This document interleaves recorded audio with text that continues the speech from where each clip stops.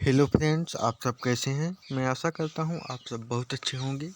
तो आपके लिए एक बहुत ही अच्छी न्यूज़ है, या फिर एक कह सकते हैं कि एक बहुत बड़ी न्यूज़ है कि आपके जो ईएसबी है, जो मध्य प्रदेश में कोई भी एग्ज़ाम होता है तो वो कंडक्ट कराती है, तो वो अब पात्रता परीक्षा नहीं करवाएगी। यहाँ पर देख सकते हैं न्यूज़ की हेडलाइन है। ये ओरिजिनल न्यूज़ है, कोई फेक न्यूज़ नहीं है। कर्मचारी चयन मंडल भर्ती परीक्षा अब पात्रता परीक्षा कराएगा। मतलब कि जैसे कि जो जिसमें पात्रता होती है और चयन होता है, तो उसमें सिर्फ पात्रता आप करवाए कर्मचारी चयन मंडल चयन परीक्षा नहीं करवाएगा। और तो इसी के बारे में आज मैं बताऊंगा कि चयन परीक्षा कौन करवाएगा, और अगर ईएसबी नहीं कराएगा तो क्या प्रभाव पड़ेगा, इसके बारे में आज मैं आपको पूरी जानकारी दूंगा। तो चैनल को सबसे पहले सब्सक्राइब कर लीजिए, वीडियो को लाइक कर दीजिए और अपने दोस्तों के साथ शेयर भी कर दीजिए। तो चलिए शुरू करते हैं।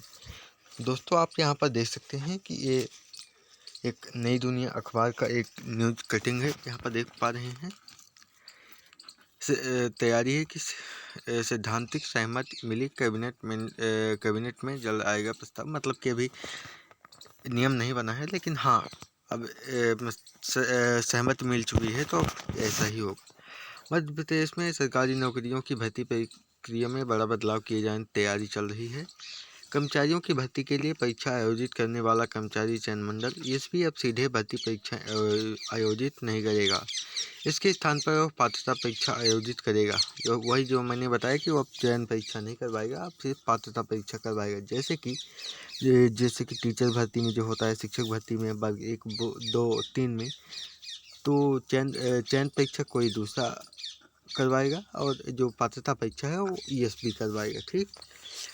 और इसके स्थान पर पात्रता परीक्षा आयोजित करेगा। इस संबंध में शासन को नया प्रस्ताव भेजा गया है। इसके अनुसार समान प्रकृति के पदों के एक वर्ष में एक परीक्षा आयोजित की जाएगी। मतलब कि जैसे कि कुछ राज्यों में सीईटी होता है, कॉमन एलिजिबिलिटी टेस्ट, तो मतलब कि यह सिर्फ एक ही परीक्षा करवाएगा, जिसके बेसिस पर एक पात्रता हो जाएगी। उसके बाद अलग से अलग अलग ज़रूरत के हिसाब से फिर उस पद के लिए अलग से चयन परीक्षा करवाई जाएगी। लेकिन जो पात्रता परीक्षा होगी, ये साल में हर साल होगी, तो ये सभी के लिए होगी, लगभग सभी एग्जाम्स के लिए। ठीक।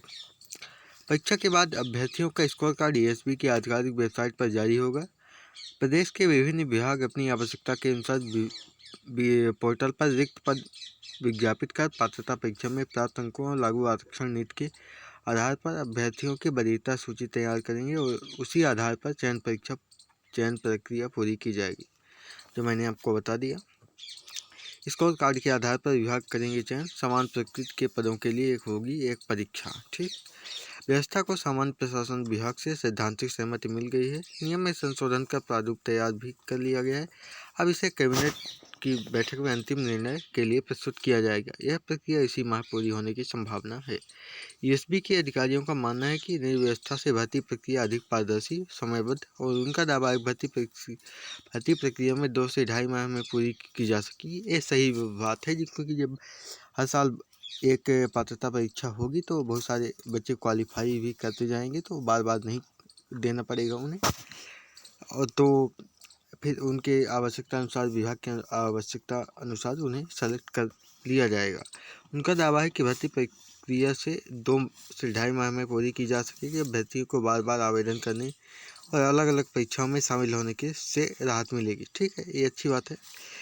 विभागों को अपनी आवश्यकता अनुसार जल्द भर्ती करने में सुविधा मिल सकेगी। अब देखना यह है कि कब तक में लागू होता है, 2026 में लागू होता है या नहीं होता है, 2027 में लागू हो, कब लागू हो, इसको देखने वाली विषय है।